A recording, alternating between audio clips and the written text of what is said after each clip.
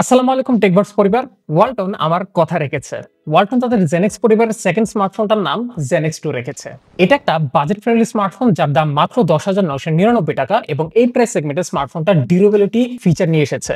So এই ফোনটা কি আপনার জন্য কেনা উচিত হবে কিনা, চলুন ডিটেলসে ঢুকে যাই। ওয়ালটন জেনেক্স 2 এর ডিজাইন এক কথায় চমৎকার। ফোনটার পেছনে আপনারা ভালো করে তাকালে দেখতে পাবেন যে এখানে খোদাই করে পার্লের মতো করে ডিজাইন করে দেওয়া হয়েছে এবং এই ফোনের কালার অপশনগুলোর নামেও কিন্তু পার্ল আছে। This is pearl black and আরেকটা যে কালার আছে পার্ল ব্লু কালার। যাই হোক, এই স্মার্টফোনের বডিতে আমরা প্লাস্টিক ম্যাটেরিয়াল ব্যবহার হতেই দেখেছি, বাট এই প্লাস্টিক ম্যাটেরিয়ালের উপরের যে ফিনিশিংটা এটা এমন একভাবে তৈরি করা যে এটাতে মাইনর স্ক্র্যাচ সহজে পড়বে না। এটাতে স্ক্র্যাচ ফালানোর জন্য ফোনটাকে ভালো রকমের একটা প্রেসার দিতে হবে। ফোনের সাইজটাও বিশাল বড়, কারণ এর সামনে আছে 6.8 ইঞ্চ সাইজের একটা ডিসপ্লে। আর এই ডিসপ্লের সাথে আছে বড় বেজেল, ড্রপ নচ। ফোনটাও নিজে কিছুটা জায়ান্ট এবং এই সব কিছু মিলে ফোনটা ম্যাসিভ সাইজ, হাতের মধ্যে বিরাট বড় লাগে এবং এটাকে এক হাতে চালানোর কথা আপনারা ভুলে যেতে পারেন।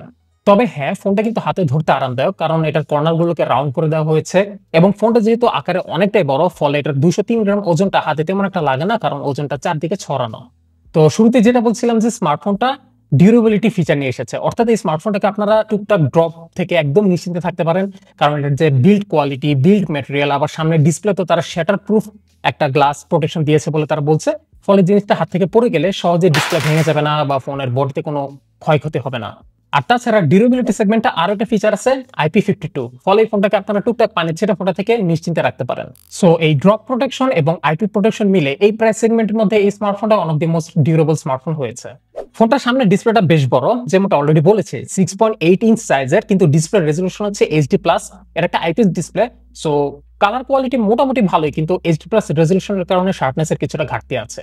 বাট ইন্টারেস্টিং ফ্যাক্টরটা হচ্ছে যে এই ডিসপ্লেতে 120 হার্জ এর রিফ্রেশ রেট আছে এবং টাচ স্যাম্পলিং রেট আছে 240 হার্জ এর। ফলে এই ডিসপ্লেটাকে অপারেট করতে গিয়ে আমি বেশ খানিকটা স্মুথ একটা এক্সপেরিয়েন্স পেয়েছি, টু বি অনেস্ট। বাট যখন আপনারা কোনো হেভি অ্যাপস ইউজ করতে যাবেন, মাল্টিটাস্কিং করতে যাবেন, অ্যাপ সুইচ করতে যাবেন, তখন কিছুটা হিকআপস বা ল্যাগ দেখতে পাবেন। প্রাইস হিসেবে ডিসপ্লের কালারটা বেশ ডিসেন্ট, আর বাইরে আপনারা যদি ব্যবহার করতে চান তাহলে ডিরেক্ট সানলাইটটা যদি অ্যাভয়েড করতে পারেন তাহলে প্রিটি মাচ সব ধরনের সিচুয়েশনে এই ডিসপ্লে ব্যবহার করার কোনো ইস্যুই হবে না। পারফরমেন্স সেগমেন্টে এই স্মার্টফোনটাকে দৈনন্দিন ব্যবহারের জন্য একটা ডিসেন্ট প্রসেসর দেওয়া হয়েছে, যেটা হচ্ছে ইউনিসক টাইগার T615। সাথে আরো আছে 4GB RAM plus 4GB virtual RAM এবং ইন্টারনাল স্টোরেজ হচ্ছে 64GB। আপনারা চাইলে কিন্তু এই স্মার্টফোনটাতে থাকা ডেডিকেটেড মাইক্রো SD স্লটে আরো এক্সট্রা 256GB অ্যাড করতে পারবেন। দৈনন্দিন কাজ যেমন সোশ্যাল মিডিয়া, ইউটিউবিং, হালকা গেমিং, এইসবের জন্য স্মার্টফোনটা ঠিক আছে, তবে হেভি অ্যাপস বা মাল্টিটাস্কিং এ সামান্য ল্যাগ হতে পারে, মাঝে মধ্যে একটু ধৈর্য ধরতে হয় আর কি।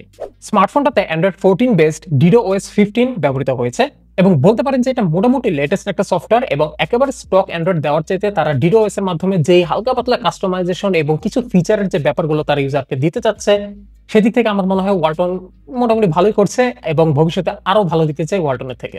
এই স্মার্টফোনটার অন্যতম বড় প্লাস পয়েন্ট হচ্ছে 5000 mAh ব্যাটারি এবং 18 ওয়াটের ফাস্ট চার্জ সাপোর্ট। যদিও এটা আহামরি ফাস্ট চার্জ সাপোর্ট না, but anyways better than 10 watt. আর এটার যে 5000 mAh ব্যাটারি, এটাকে একবার ফুল চার্জ করলে আপনারা অনায়াসে একদিন ব্যবহার করতে পারবেন। আর যদি খুব হেভি প্রেসার অ্যাভয়েড করতে পারেন তাহলে দেখা গেছে 2 দিনও ব্যবহার করা খুবই ইজি। আর হ্যাঁ, ফোনটাকে চার্জ করার জন্য বা ডেটা ট্রান্সফার করার জন্য এটাতে টাইপ সি পোর্ট পাবেন। ফোনটার পেছনে আসলে আমরা দেখতে পাবো এখানে 52 megapixel AI dual camera setup দেওয়া হয়েছে। এই ক্যামেরা দিনের আলোতে ছবি মোটামুটি ভালোই দেয় বলতে পারেন, কালার গুলো বেশ খানিকটা পপ করে, বলতে পারেন কিছুটা ওভার স্যাচুরেটেড, বাট এনিওয়েজ এই ক্যামেরাতে বেশ কিছু ফিচার আছে যেমন HDR, beauty mode, AI scene recognition ইত্যাদি।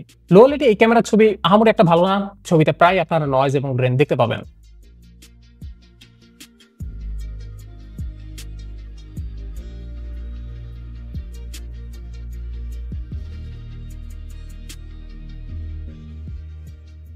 আরো আছে এই ফোনটাতে 5 মেগাপিক্সেলের f2.2 সেলফি ক্যামেরা এবং এই ক্যামেরাটা মোটামুটি চলনসই বলা যায়।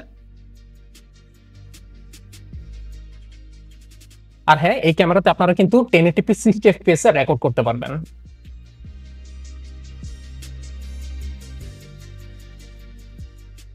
সিকিউরিটি হিসেবে এই ফোনটাতে সাইড মাউন্টেড ফিঙ্গারপ্রিন্ট সেন্সর এবং ফেস আনলক দেওয়া হয়েছে এবং এই ফিঙ্গারপ্রিন্ট সেন্সরের আনলকিং অ্যাকুরেসি মোটামুটি ভালোই, তবে আনলক স্পিডটা একটু স্লো। তাছাড়া এই ফোনটাতে আপনারা আরো পাচ্ছেন FM radio, 4G dual SIM support, Bluetooth 5.2, wifi, GPS ইত্যাদি। তো এই ফোনটাকে কেমন লাগলো কমেন্ট বক্সে অবশ্যই জানাবেন। আর আজকের ভিডিওটা যদি আপনার এই বাজেট সেগমেন্টে পারচেজ মেকিং ডিসিশনে সহায়তা করে থাকে তাহলে definitely hit the like and don't forget to subscribe. আবার আপনার সাথে হাজির হয়ে যাব খুব শীঘ্রই। সে পর্যন্ত সবাই ভালো থাকবেন। আল্লাহ হাফেজ।